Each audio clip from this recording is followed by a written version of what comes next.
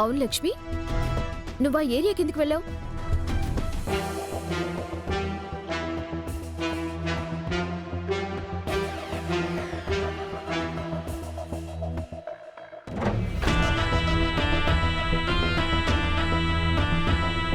ఈ ప్రశ్నలకి సమాధానం చెప్పండి.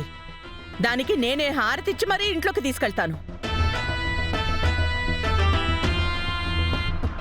లేకపోతే అది తప్పు చేసిందని మీరు నమ్మకపోయినా సరే దాన్ని ఇంట్లో రావడానికి నేను ఒప్పుకోను.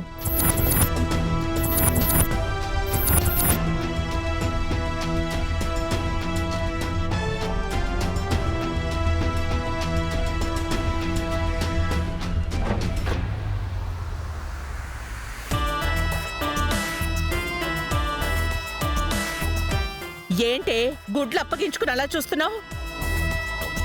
నోరు తెరిచి సమాధానం చెప్పు. మచ్చలేని మా కుటుంబంలోకి నువ్వు రావాలి అంటే నీకు ఏ మచ్చ లేదని మేము నమ్మాలి.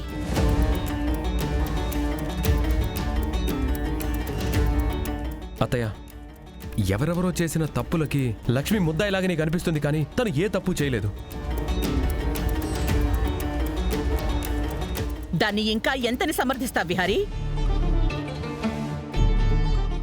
దానికో దిక్కు మొక్కు లేదు.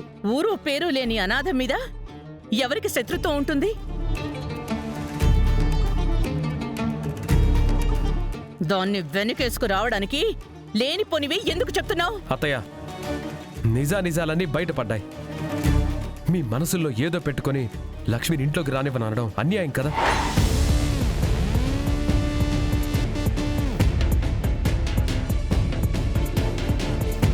దాన్నో ఒక్క మాట అననివ్వరు.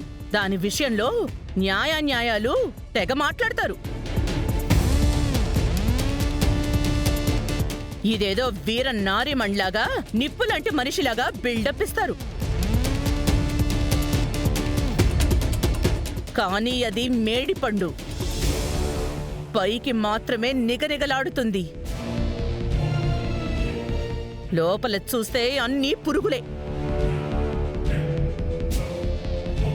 అలాగే పైకి ఏమీ తెలియనట్టుండే ఈ లక్ష్మి లోపల ఎన్నో చెడుద్దేశాలున్నాయి.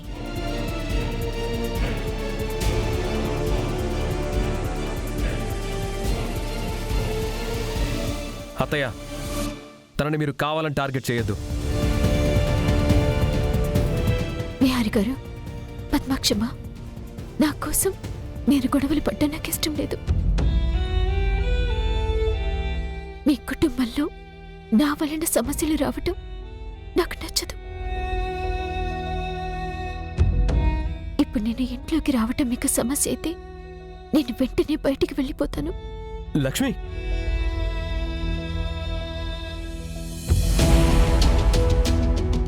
లక్ష్మి, ఏంటమ్మా ఇది?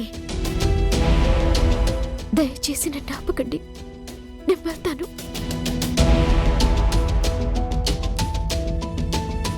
వెళ్తానంటుంది కదా, వెళ్ళనివ్వండి.